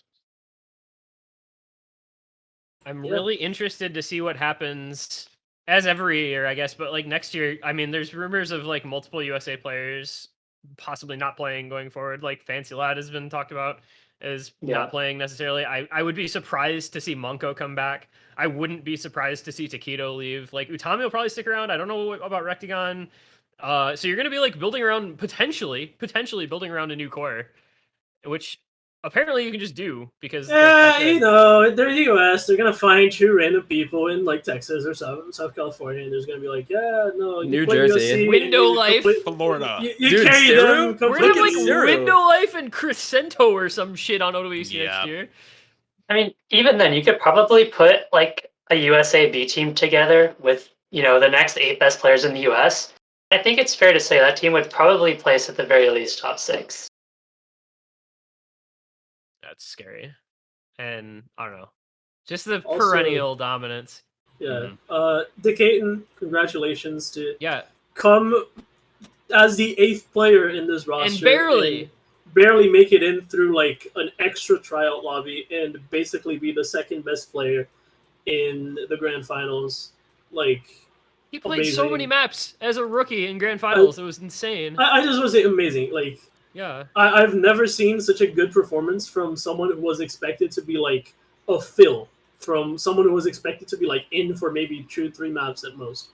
So like, honestly, hats off to you, and I'm really excited to see your growth. Your first badge, in fact, was OWC badge, first OWC. place. So Yeah. Only USA. Yeah. Only USA where that happens, because there's actually been multiple players over the years, and he's just the latest, but it's still crazy because he was probably the best of them. Even Yeah, in for sure. Sawada, very good. Sawada, amazing. Sawada didn't even make 3 WC. And Bashi Now Man. he's winning Sawada both and the World Bashi Cup. Man both didn't make 3 WC, and they come and make OWC, and they all like do their job very well. Like, even though Sawada unfortunately had to play all of the South Korea matches in a net cafe, which is why in South Korea. Yes, in South He was Korea. in a PC bang. Yeah, so he obviously only played, I think, DT3 in the grand finals, but he was in for pretty much all the speed picks against Everyone. Germany. I mean, he was always in for speed. Like, that was his yeah, role. he was good. And he filled his role. Like, he did the thing that you expect, where he won misses but gets like 600, 700k, and then he puts the fear of God into everyone on the grand finals DT2. Yeah, he won the South battle Korea of was Hong like, Kong. no. We refuse. Bashi Man, I know everybody kind of criticizes Bashi Man for like not being He there got put in a rough spot. on some of the maps that he was expected to play, but in grand finals he showed up pretty well on the hidden the hidden gimmick, and he did his job like as the 7th to 8th player. Like, you couldn't have really expected much better than what he did, which is really good in his own right. But yeah, just good gimmick player, was there for when you needed him to be, and he showed up well enough, at least. Like, still not everyone is the Caton. Not everyone can just be in their first year of Yeah. OWC and just put the team on their back and be like, yeah. But yeah, Bashiman very well played. Monko returning from like 2017, 2018. Good. couple years, What yeah. was it? Tapping Phil? Tapping Phil and aim Tapping Phil. Phil. Yep. Tapping William Phil. Tapping. Wait, that He would be did his- Bill. Philip Yeah, did his Philip job. Tapping. Philip Tapping. And then, of course, the top 4, which were just Yeah. the players that you knew were going to be on the roster, and they came in and they had their rough spots, right? Like, I think we talked about, like, Fancy Light kind of underperforming a little bit here and there, Taquito likewise. But they showed up for the grand finals, and that's what this team does every year. Yeah. All right. I don't know. USA, still the best. Please just like Please stop. get worse for 1 year. I beg Please, you. please Put me on stop. the team. Put me on the team. Put me hey, on I mean, the team, guys. That'll we do did, it. We Don't did worry. pretty well overall, though, right? I mean, we got like I think 34 out of 53. But that's it for World Cup, which is kind of crazy because that's been what our whole thing has been about most weeks. This is a cool World Cup, though. I think, like, despite the outcome and like the top teams being kind of what we expected, it ended up being a little more competitive, and there being some teams putting forth like better performances than expected, which made it really cool to watch and be a part of. Yeah. I don't actually 100% know where we're going next after this week. We have some ideas in discussion. I've talked about maybe doing like a year in review type of thing.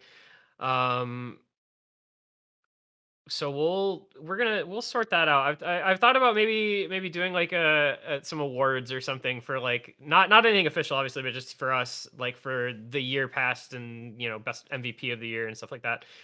So that'll be a discussion. Stay tuned. Watch this space for more developments. But I don't know. Just for me, just a big thank you to everybody, like, for being here, for watching, for you guys for being a part of these podcasts, these shows, because the predictions have been super fun, and discussion and recap and analysis has all been super fun as well. Yeah, definitely. It's been fun doing all the OWC stuff, tournament stuff. That's kind of what our specialties are. And I know at some point we wanted to transition full circle into being less of a tournament only podcast and more of a general OSU podcast, especially as the drought happens over winter, where you go between OWC and Nick's Winter Cup, and there is just Which doesn't even exist anymore. Yeah. Yeah, no major tournaments to talk about. So I know we wanted to have like Half Slashed and some of the other prolific tournament mappers and custom coordinators come on and talk about mapping and tournaments and mapping in general. We've been floating around ideas of talking about the performance point system as well, which we definitely need a little research because admittedly, I kind of know what it does, but might need. Does anybody really know what it does? No one really knows. It's just all numbers. It's just all numbers at this point. It's coded into Zexar's church walls. It's in the stained glass, and that's where it gets muddled. I must decrease. Alexa, please play I Am. Theocracy. But yeah, there's a bunch of Alpha and Omega. There's a bunch of stuff floating around. And maybe like try to get some guests involved. It's gonna be the off season, right? So off season means different stuff than just tournament discussion. So keep an eye out for that. Make sure you're following the channel if you're not already. At some point, I would like to also have this actually be available as a podcast. So like, Spotify, Apple, podcasts, stuff like that. So we'll see where that all goes. But for now, this is farewell to OWC 2022 and the groups that we've been, discussing with for OWC 2022. By the way, did you know that you can find the VODs on YouTube? I was literally okay. Yeah, if anybody wanted to, if there are any OWC discussions you didn't get to see, or if you want to look back and laugh at our predictions and whether or not they turned out accurately, head over to the Corsace YouTube channel because you can find all of our shows that we've done over the course of OWC there, and this one as well in the near future. So. For the whole group, Dio, iFlame, Dada, and Miles, I've been this one guy hosting, and we will see you next time with our first full circle episode is that isn't about OWC 2022. Stay tuned, stick around. We'll be back for that in the future. So long for now, though. We'll see you next time. Let's go win!